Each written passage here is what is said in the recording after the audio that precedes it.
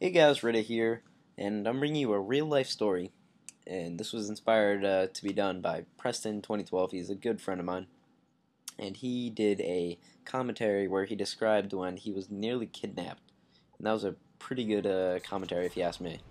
And so I wanted to do my own commentary about a real life story. And so I was thinking, like, what is a good story that I have somewhere in my brain? And I was looking back, and so let's start this up. So it was last summer, right before I was going to be turning 14. Yes, I'm a young kid. And I was down the shore right after a hurricane had passed through. It was about 2 days after the remnants of a hurricane just swept up the coast. And so the weather was really quite violent during that week. It was really iffy, and there's a lot of wind and waves and stuff like that. And so I was eager to get out surfing because I just picked up surfing over the summer. And surfing came really easily to me because I've been skimboarding for maybe 5 years now, and bodyboarding and boogie boarding for countless years. Ever since I remember the ocean, I've been boogie boarding. And so it was really easy to get used to the flow of surfing because it's basically skimboarding the board plus the flow of bodyboarding and boogie boarding. Bodyboarding is the when you just like use yourself as you just like flow with the wave, and then boogie boarding is the with the flat, most of the time like a rubberish kind of material, almost like a most of the time I have a hard plastic bottom. And so surfing was easy for me to pick up, and so I wanted to get out surfing, and I got out there no problem. And I noticed that the waves are kind of big because I underestimated. Yeah, new word. I underestimated them from the beach, and so I got out there no problems at all.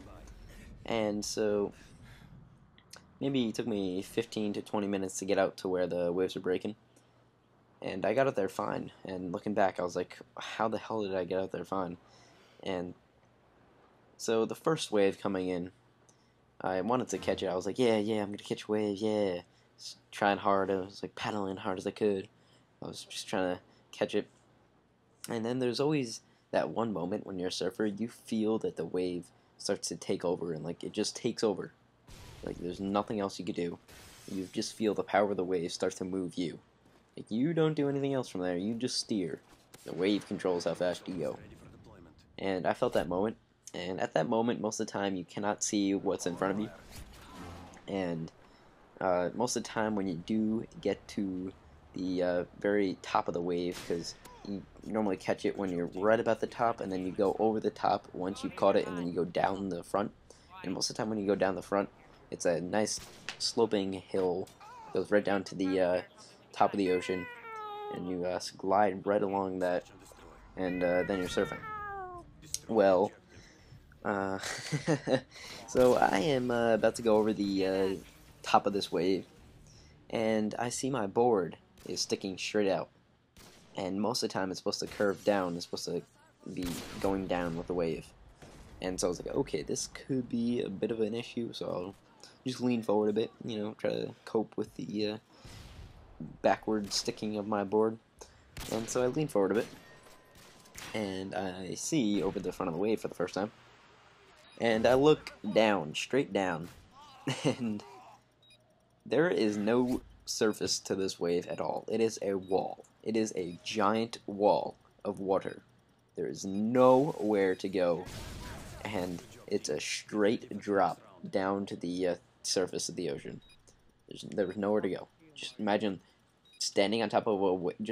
I still imagine this like almost as if the wave was solid. And just looking over the edge and seeing like, okay, now I'm gonna try to kick this board and slide down said wave. Alright, so of course I fell over the wave.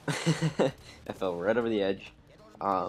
Halfway down, I realized I could not pull through with this. I'm not gonna be able to end up coming out of this in any way, shape, or form with a surfable wave.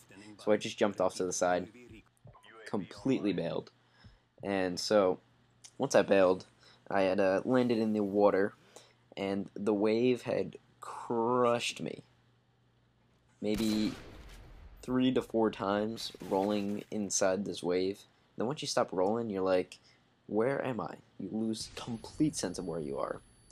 And most of the time, I'm used to, when this happens, I used to only have to go like maybe 4 feet to the surface. It was a quick swim. And I would always know where the surface is, but I had no idea where to go. So I'm under the water, and I was lost in the water. And this, when you're like your brain is going like, oh my god, which way, which way, which way, which way, and so you're trying to find out where the hell do you go. And so I started to feel my body go one way. It was weird because it was like going to my left side. I was like, okay, that must be the surface. So I go up, finally swim, swim, swim. All of a sudden, my hands feel less pressure. I'm like, okay, yes, this is the surface. And so I finally break through to the surface. And that breath of fresh air, oh my god, I still remember that. It was just like, yes. And I got that breath, and so I hop back on the board. And at this point, I am out beyond where the waves are breaking. And so the only safety was not the beach. It was to the ocean. Because if I were to go back to the beach, I would have to brave going through the waves again. And these waves are coming in every 9 seconds. That is a really quick time in between waves. And these waves did not stop. This is what a hurricane does. Or the remnants of a hurricane, at least. And so these waves did not stop. I had to retreat into the ocean. I moved back maybe 150 feet. I was already out maybe 400 feet. And so I retreated back into the ocean. And I'm waiting there for maybe an hour. Just waiting. Just like looking, waiting for some break in between the sets where I could just go back to shore. And that never came. And I spent 2 hours, next 2 hours, paddling down one side of the beach, trying to find somewhere where I could get back to shore. And I had no luck at all. In fact, I just paddled back into a slightly larger and more brutal section, which was great thinking. And so I finally get to this one point. I stop, I'm resting. I'm sitting parallel to the shore. I was sitting on my board, my knees down in the water. I was just sitting right there, just kind of chill, like, yeah, I'm out here, what do I do?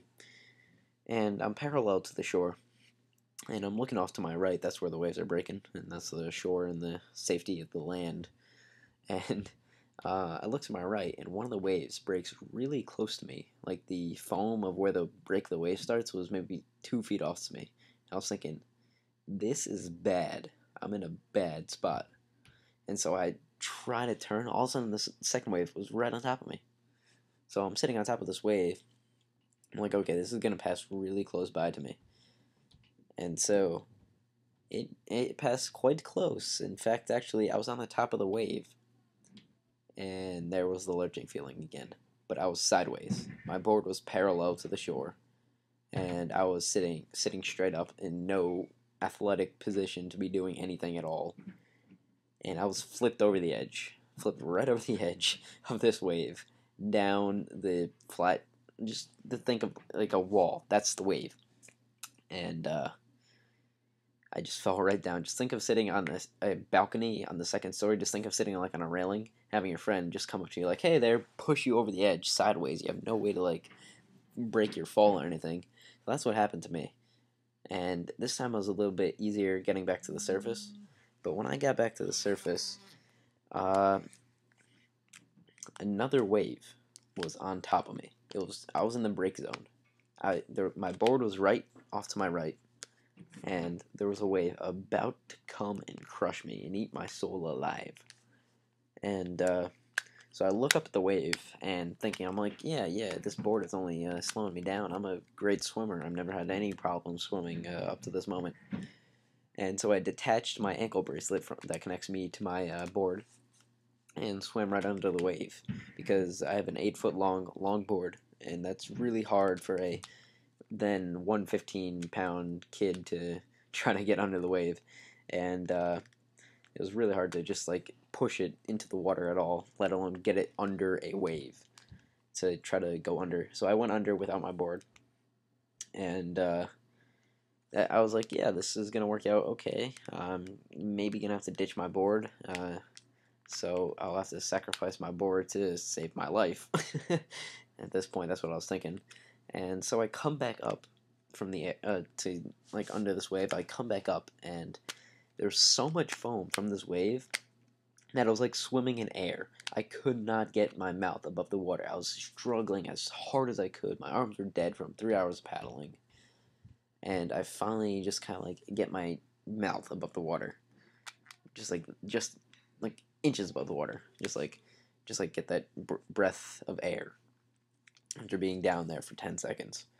And so I was came back up, and here's one of the scariest parts of the story. I look up at the next wave coming at me, and this wave not only is giant, but my board is like, yeah, surfing waves.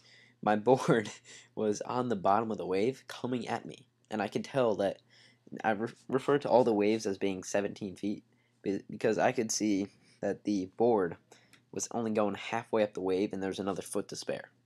So 17 feet with an 18 or 8 foot long board times 2 plus 1, and so I'm looking up, and I see this board barreling down on me. I'm not concerned about the wave anymore. This board could hit me and knock me out. Boom, done, drowned, dead.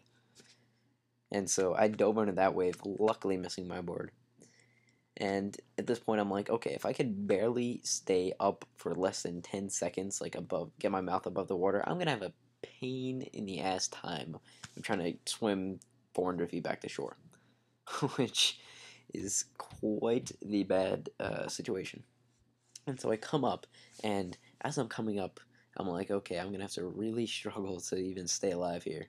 My board just grazes my head, and it was after the wave had passed. I was like, okay, board, I ditched you, now you must save my life. And so I grabbed onto my board, didn't even have time to put the bracelet on, ankle bracelet. I didn't even hop back on it. I just like swam alongside of the board, and I swam back because I was already in the break zone of the waves.